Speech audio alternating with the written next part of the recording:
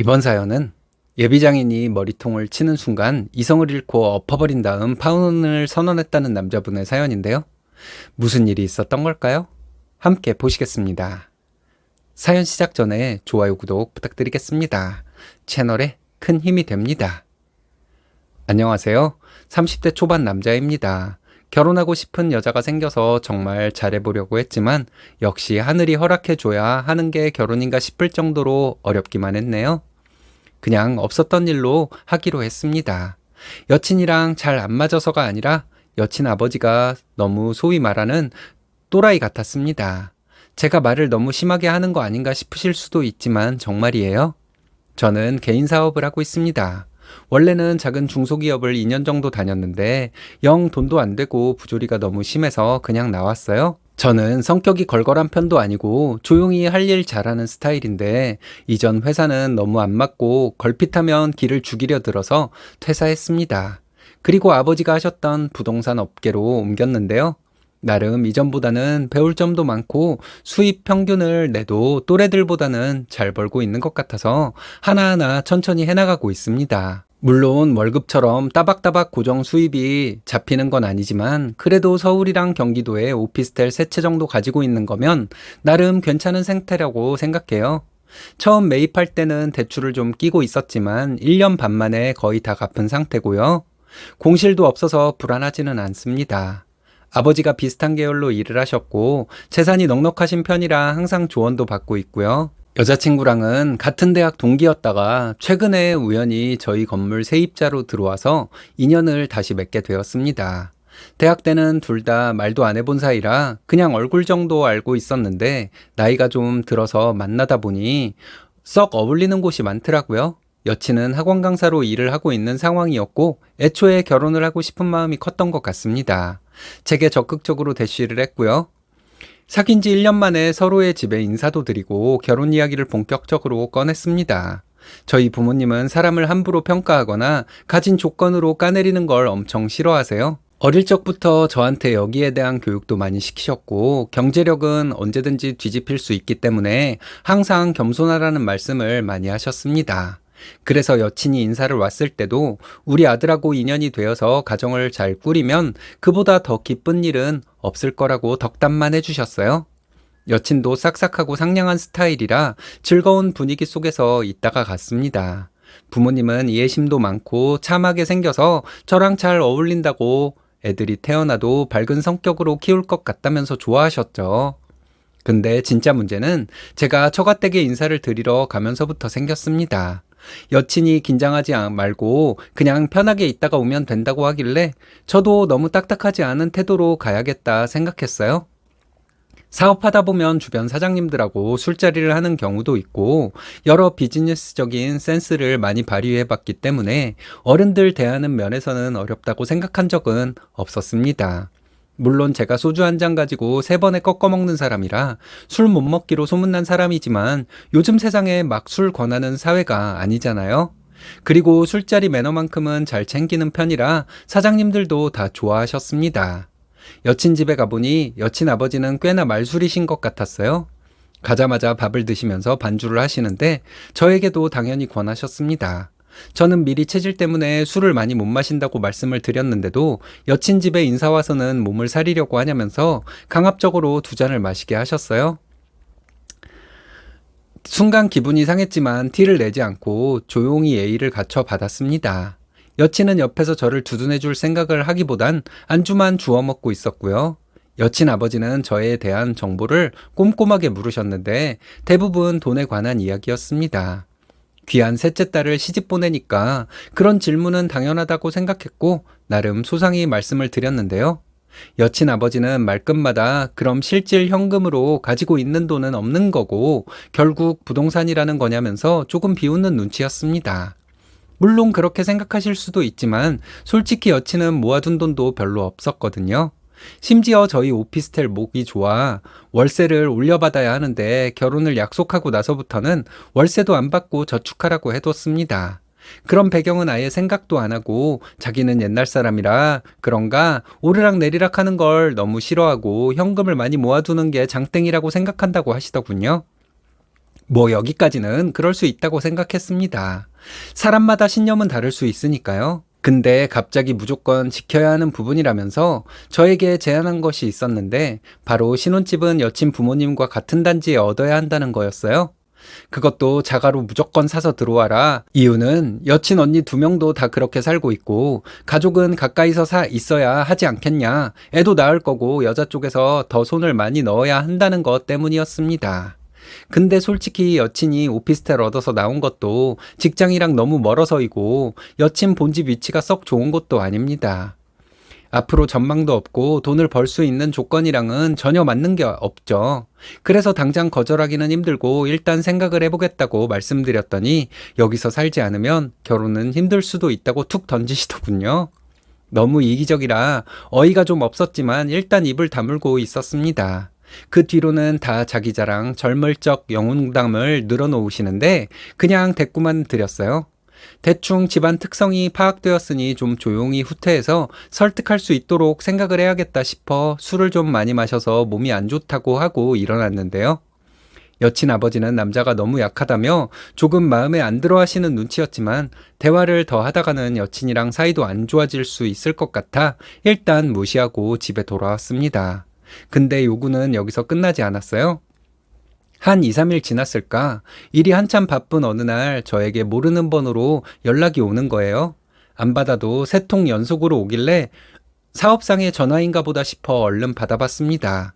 그런데 여친 아버지의 목소리가 들리더군요. 점심시간이었지만 이동 중인 상황이라 빠르게 말씀해 주시면 좋겠다고 양해를 구했지만 뭘 사장이 급한 일이 있냐면서 하고 싶은 말을 40분 동안 하셨습니다. 요점은 여친의 작은 아버지의 아들, 즉 사촌을 저희 회사에 취업시킬 수 있겠냐는 거였어요. 대학 나와서 공무원 시험 준비를 6년 정도 했는데 이제는 가망이 없을 듯하다. 좀 데리고 다니면서 일을 가르치면 쓸만하지 않을까 싶어 제안하는 거라면서 요즘 직원 구하기도 쉽지 않을 텐데 얘가 시험운이 없어서 그렇지 나름 똘똘한 편이었다 하셨습니다. 솔직히 이런 이야기는 친한 사이에나 가능한 거 아닌가요? 저랑 이제 얼굴 한번 보신 분이 이렇게 이야기를 하시는 게 좀 어이가 없더군요. 그래서 저희 일은 고생도 많이 해야 하고 쉬운 일도 아니다. 사람들 상대하면서 눈물 콧물 쏙 빼기도 하고 욕도 진짜 많이 먹는데 괜찮겠냐 하며 애둘러 거절을 했는데도 막무가내로 일을 시키라고 하셨습니다. 너 우리 집 막내딸 데려가면서 이 정도 할 각오도 안 했어? 우리 첫째, 둘째 사위는 내 말 한마디면 무슨 일이든 하루아침에도 척척 해결해 왔는데 너는 아니라 이건가?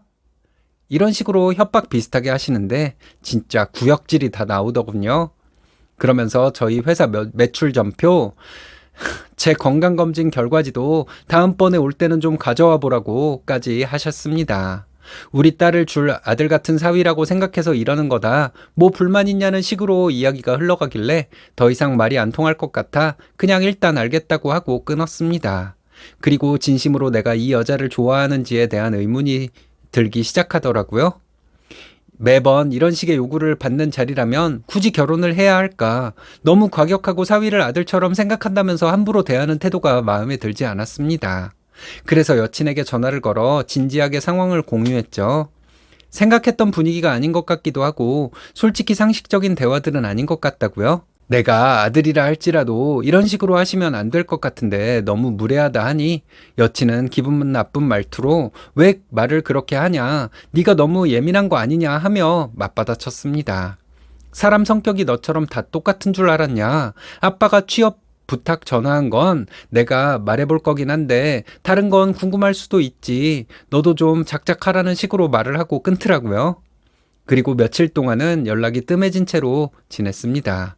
저도 굳이 머리 아프게 가운데 껴서 대화하고 싶지도 않아서 그냥 회사 집만 왔다 갔다 했어요. 주말이 되자 여친이 먼저 전화가 왔습니다. 저번보다 더 목소리가 안 좋아져서는 아빠랑 대화를 해봤는데 화가 좀 나신 것 같다면서 내가 중간에서 잘 말을 해두긴 했는데 오해가 없도록 얼굴 보고 마음 좀 풀어드리자고 하더군요. 저는 솔직히 뭐해서 그렇게까지 화가 나셨어야 하는 부분인지 이해가 안 됐지만 잘 풀어보고 싶어 여친과 함께 다시 방문을 했습니다. 지금 생각해보면 제가 왜 이렇게까지 저 자세로 나갔는지 참 멍청하다 생각합니다.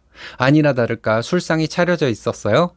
이번엔 글라스에 소주를 콸콸 따르면서 마시라는 식으로 하셨고요. 저는 생각해볼 것도 없다는 식으로 안 마시겠다고 했어요. 그랬더니 네가 내 앞에서 자존심 부려봤자 어차피 안 돼. 남자 새끼가 여자를 얻으려면 간이고 쓸개고 다 빼줘가면서 가져가야지.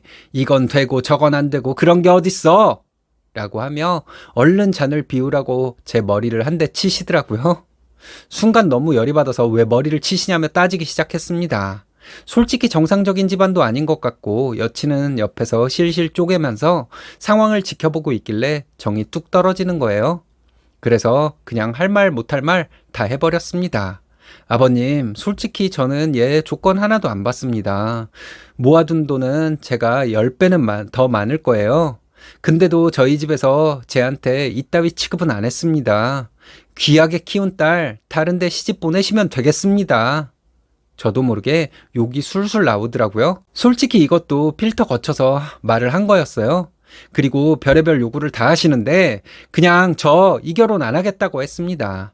제가 뭐 여자를 사서 결혼할 마음도 없고 아버님 말씀 들어보니 쟤도 제정신이 아닌 부분이 많을 것 같은데 결혼 전에 걸을 수 있게 해주셔서 정말 감사하다. 아버님 요구사항 다 들어줄 사위 구하시고 그때 머리나 툭툭 때리면서 지금 한 미친 짓거리 하시라 말하고 나왔어요. 아버님은 열이 받았는지 옆에 있던 골프채를 들고 위협을 하시더라고요. 여친은 그제서야 말리고 있길래 그 모습 싹 동영상으로 찍어서 경찰 불렀습니다. 그리고 저는 집에 와서 여친 아버지 번호 싹 차단하고 꿀잠 잤네요. 질러버리고 나니까 알턴니가 빠진 듯이 속이 시원하고 잠도 잘 잤습니다. 다음날 여친에게 전화가 와서 어떻게 경찰까지 부를 수 있냐고 자기를 사랑하지 않아서 이러는 거냐며 감성팔이를 하길래 그냥 가라고 했어요. 공주님처럼 그 집안에서 살았나 본데 너도 정신 차려라. 너를 안 사랑한 게 아니라 정이 떨어질 정도로 행동한 게 있으니까 이러는 거야. 너도 좀 스스로를 돌아보고 상식적으로 살아. 그리고는 여친하고 관계도 정리했습니다. 많이 좋아했어서 헤어지면 속이 쓰릴 줄 알았더니 아무렇지도 않은 게 신기하더라고요. 주변 형들한테도 썰을 들려주니 딸부잣집은 장가가는 게 아니라며 100번 잘했다고 하네요. 제가 여자 못 만나서 한 맺힌 놈도 아니고 평생 그렇게 살 바에야 잘 정리한 것 같았습니다. 처음에 여친 집에 방문했을 때 바로 헤어졌어야 했지 않았나 하는 후회가 있지만 그때는 확실하게 판단할 수가 없었네요. 이런 사람들도 있다는 건 알고 있었지만 딸 결혼시키면서 이딴 식으로 나오는 사람이 있을 거라고는 생각하지 못했습니다. 인생 수업했다 생각하려고요. 처음 겪는 일이라 당황하셔서 바로 판단하지 못하셨겠죠. 예비사위한테 술을 먹이려 하고 머리통을 친 예비장인도 정신병자지만 옆에서 웃고 있던 여자친구도 정신병자입니다. 능력도 좋고 사회성도 좋은 쓰니님 기죽여서 지들한테 돈 가져오게 만들려는 수작이죠. 결단 잘 내리셨어요.